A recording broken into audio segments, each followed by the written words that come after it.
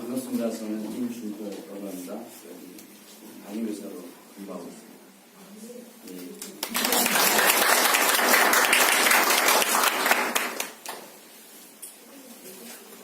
그 앞에서 소개하신 내용도 너무 이렇게 주최 측에 어떤 너무 묘사가 있었고요. 그리고 주제도 상당히 거창한 주제를 저희가 생각을 했는데 단지 그냥 이렇게 낚시를 위한 얘기는 아니고요. 우리는 그렇게 생각을 하고 믿고 있는 내용들을 함께 오늘 나눴으면 좋겠어요. 우선 상당히 저도 청년 시절부터 떨렸던 단어가 거기에 딱 붙어있는데 그게 뭐냐면 바로 혁명이라는 문제예요. 근데 혁명이라는 문제는 어찌 보면은 거스르는 문제도 있잖아요. 근데 이제 보통 산업혁명 이런 얘기를 할 때에는 단지 어떤 정치적인 사회적인 것뿐만 아니라 경제적으로 그리고 그 모든 삶의 문화 전반에 있어서 획기적인 변화를 가져온다라고 하는 취지겠지요. 그렇기 때문에 아직 모든 학자들 사이에서 4차 산업혁명이라고 하는 것을 다 동의하거나 공통적으로 다 인정하지는 않겠지만 그래도 그 취지는 뭔지에 대해서 우리는 다 이해할 수 있을 거라고 생각을 합니다. 실제로 그래서 저희가 지금 이번에 이제 2018년 1월에 있었던 다보스 클럽의 어떤 강연회 또는 심포지움에서 인두스트리 4.0이라는 그런 형식으로 이제 발표된 것이 이제 기화가 되어서 올해부터 이제 4차 산업혁명의 시대가 도래했다라고 이제 사람들은 얘기를 하고 있어요. 그럼 도대체 4차 산업혁명의 시대라고 하는 것은 어떤 시대이길래 우리는 어떤 변화를 준비하고 어떤 변화를 생각할 수 있는가라고 하는 문제예요. 그러면 당연히 생각을 거슬러서 이제 1차 산업혁명부터 생각해 보시겠죠.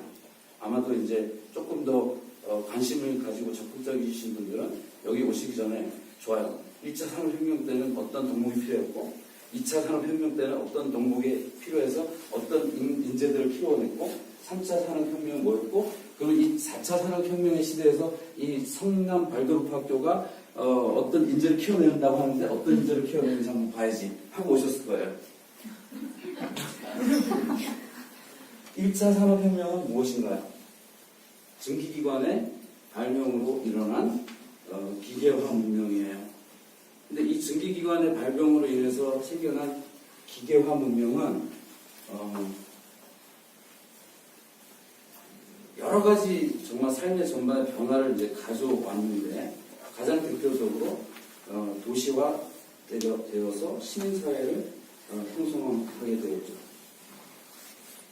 처음이라 제가 말을 조금 더 네. 근데 도시화되고 시민사회를 형성을 하게 되면서 거기에서는 어떤 새로운 또 변화의 또는 새로운 질서들이 만들어지기 시작했냐면 학교 영역에서의 우리는 보통 국민학교, 소학교라고 얘기했지만 이미 그런 비슷한 학교가 생겨났어요. 근데 단체 학교가 생겨났는데 그걸 그냥 편의상 우리 이름으로 국민학교라고 얘기할게요. 근데 이 국민학교가 생겨난 이유와 덕목은 뭐냐면은 처음으로 도시가 만들어졌어요. 사람들이 모였어요. 그리고 방직 공장에 인력이 필요했어요. 그 필요한 인력이 모자라요. 그러면 여성이 노동자로 등장을 하게 되고 그 다음에 아이들도 이제 빨리빨리 노동자로 등장을 해서 최소한 시그널과 표식을 읽을 수 있어야 해요. 그래서 뭐가 필요해요? 문맹퇴치가 필요했던 거예요. 그러니까 문맹퇴치와 함께 아주 기본적인 소양교육이 국민학교 시절에 있었고 그래서 왜 국민학교 시절이 보통 5, 6년제로 이어졌었냐면은 그 정도 되면은 벌써 12살 이상이 되죠. 그러면 그 정도면은 일할 수 있겠다 생각했던 거예요. 그 당시.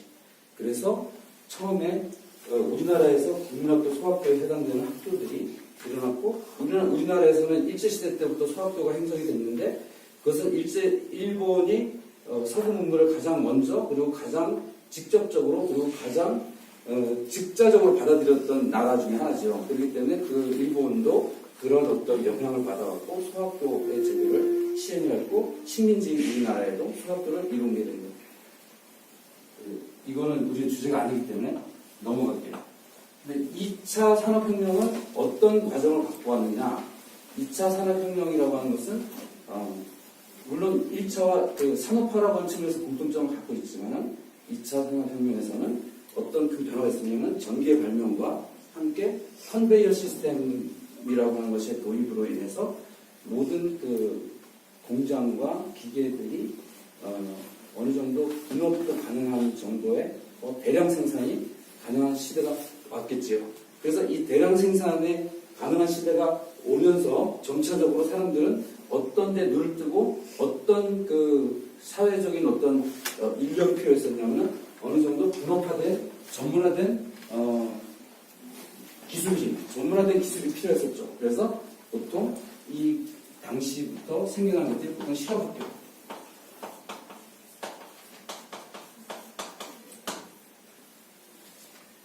물론 제가 지금 말씀드리는 거는 엘리트 교육이라든지 사회 전반적인 어떤 교육 시스템을 얘기하는 것은 아니에요.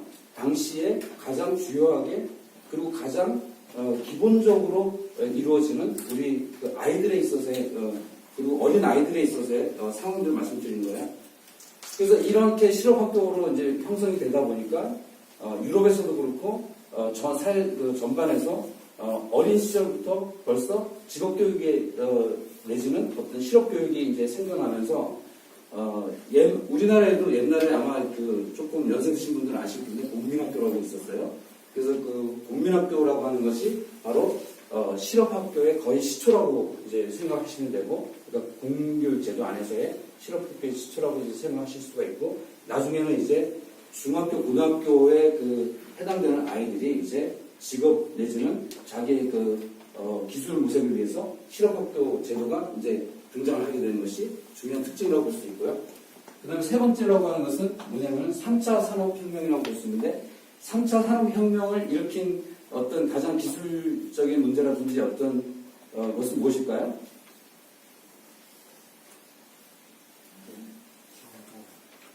정보화. 예. 정답을 바로 자, 3차 산업혁명 시대에는 무엇이 이끌어줬냐면은 쉽게 얘기하면 컴퓨터와 그죠? 그런 어떤 인터넷의 사회를 이제 만든 거예요. 그래서 PC라고 하는 것이 퍼스널 컴퓨터라고 하는 것이 등장하게 됨으로써 모든 사람들이 이제 정보를 어떤 획득할 수 있는 그런 어떤 지점에 이르게 되었고, 그런 정보를 갖다가 가지고 활용할 수 있게 되었으니, 그 전에는 노우하우라고 하는 것들이 필요했었다면 그 다음에 덕목은 노우웨어라고 하는 어디에 정보가 있는지에 대해서 우리가 이해하려고 하는 그런 어떤 시대로 이제 오게 되었죠. 그래서 이걸 이제 약간 이 3차 산업혁명 시기 이후로부터 형성된 학교의 시스템을 대략적으로 살펴보면은, 덕목이나 시스템을 살펴보면 이제 실업학교에서 좀 더 본격적으로 전문 영역의 전문 또는 정보기술 학교가 등장을 하게 돼요. 그래서 실제로 이때에 무슨 상고 공고로 명칭되었던 것들이 이후에는 어떤 이름을 받게 나요? 정보산업고등학교로 받게 되죠. 그래서 이 세 번째 3차 산업혁명 시기부터는 전문 정보기술 학교들이 생겨나면서 이제 아까 말씀드렸던 정보산업의 시대를 부과하게 되고, 지금 우리는 녹화 3차 산업혁명의 시대에 우리가 누리고 이제 있다고 볼 수가 있죠.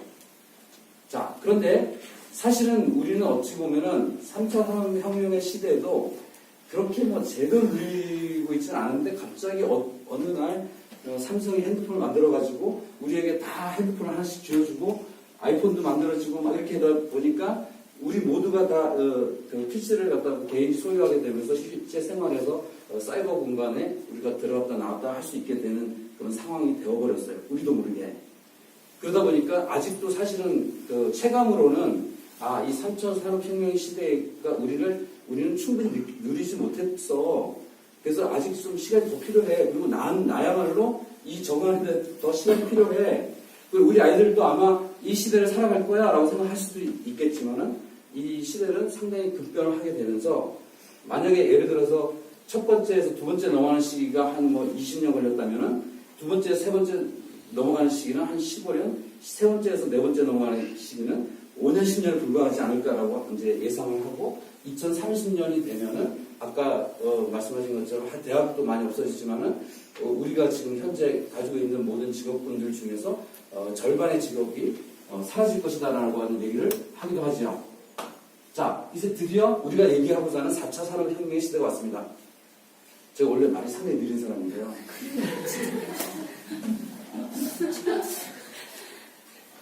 좀 느립니까? 아니면 좀 빠릅니까? 빨라요? 좋습니까? 예. 우리 부모님들은 제가 너무 말을 느리게 하니까 빨리 하는 게 신기하신가 봐요. 예, 그러면 4차 산업혁명의 시대에는 어떤 학교가 등장을 하겠습니까? 센스 있으신 분. 발도록 학교가 아, 이걸 제가 말해요. 예, 아니, 농담이고요. 어쨌든 이거는 이제 질문을 일단 다시 그냥 남겨놓을게요. 나중에 조금 이야기를 풀어가면서 얘기를 해보도록 하겠습니다. 예,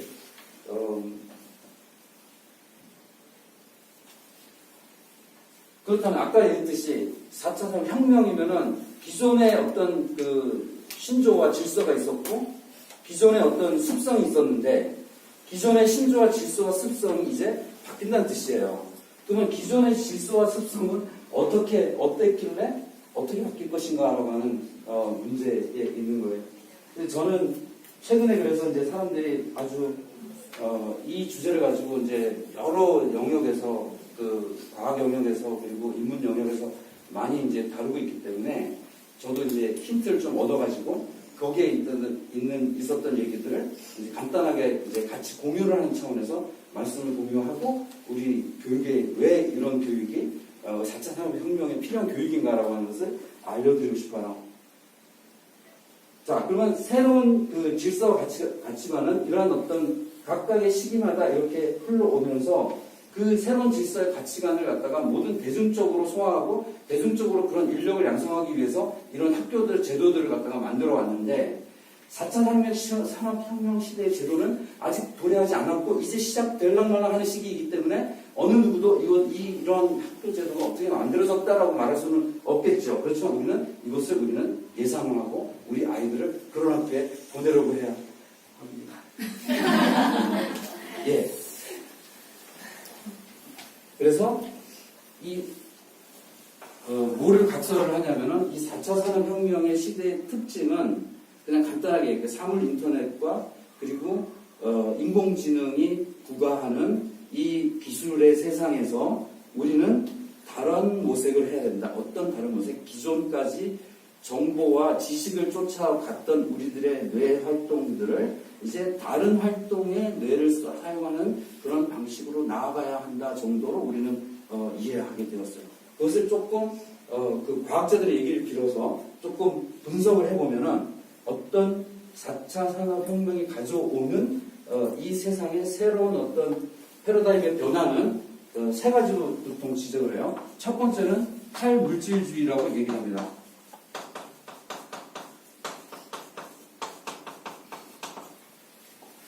탈물질주의. 자, 우리도 모르게 우리는 물질주의의 바닥을 쳤어요.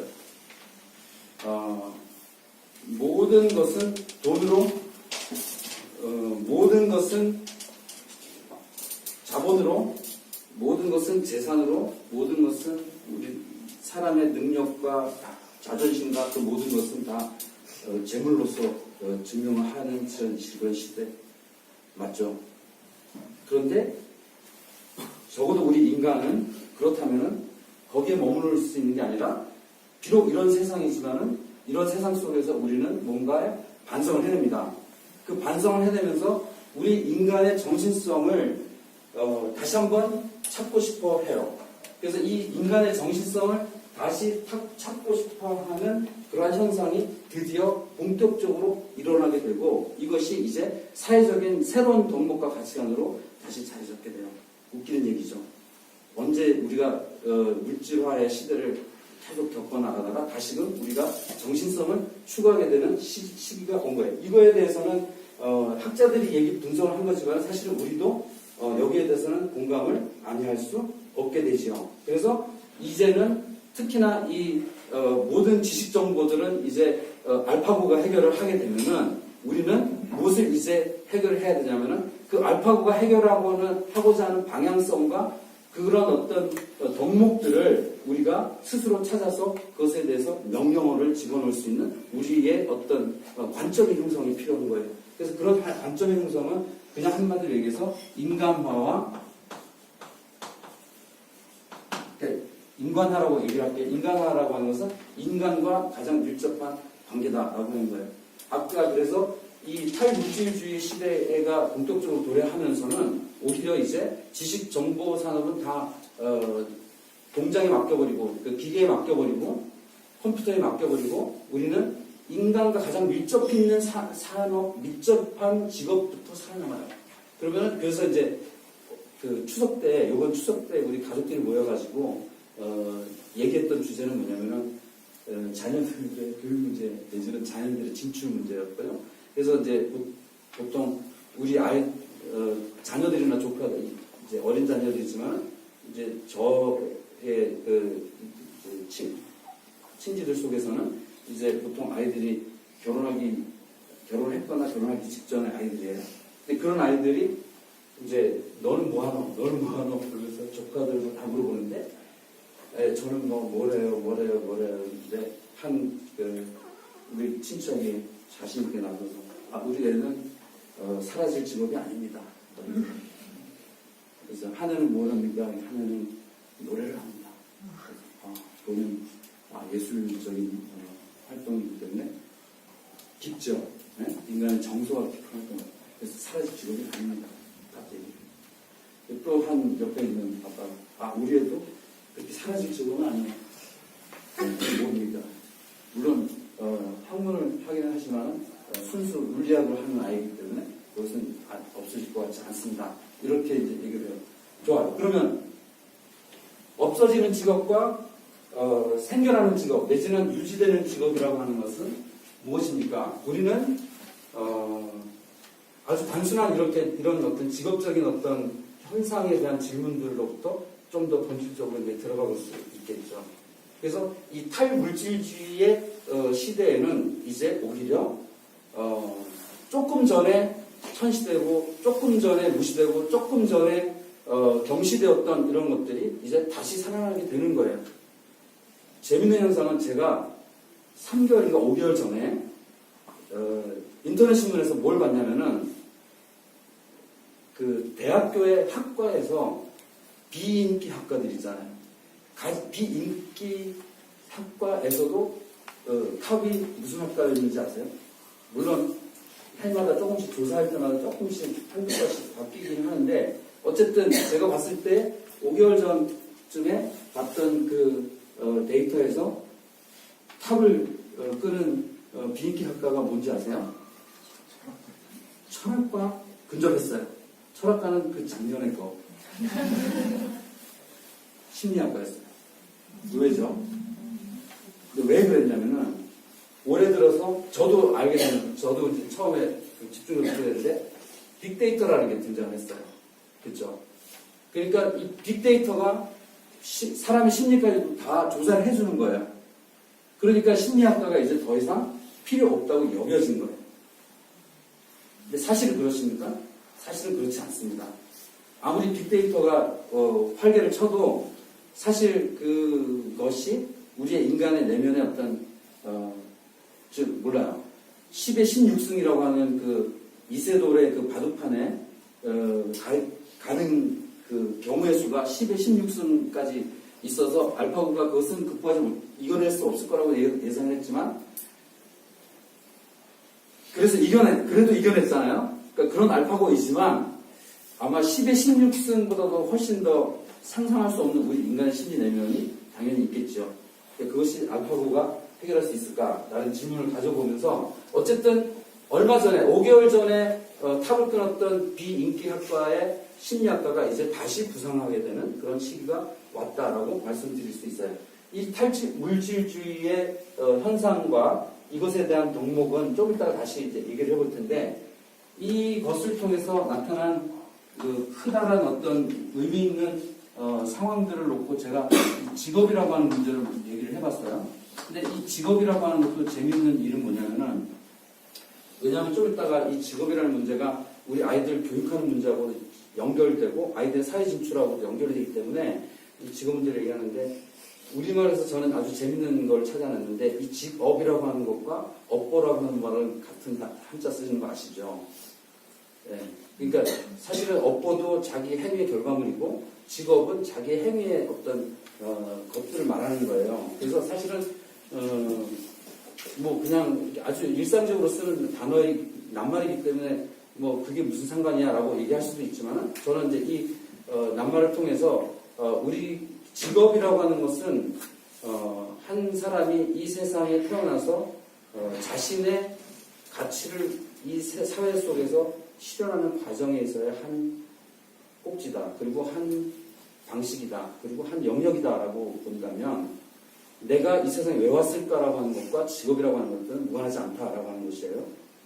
근데 예전에 비해서 이 새로운 미래는 훨씬 더 파란만장하고 또 많은 직업들이 생성소멸하고 할 텐데, 상대적으로 예전에는 할아버지가 농부였고 아버지도 농부였고 나도 농부, 내 아들도 농부, 내 손주도 농부, 이런 식으로 이제 되어 왔었지만, 이제는 더 이상 그런 어떤 그 세대 간의 어떤 직업의 공유는 존재하기가 힘들어져요.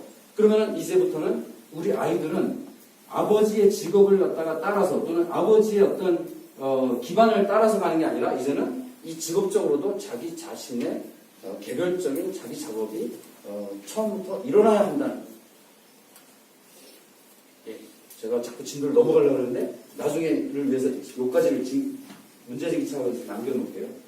그 다음에 두 번째, 이 4차 산업에 있어서의 특성, 앞으로 펼쳐질 양상은 탈중앙화입니다.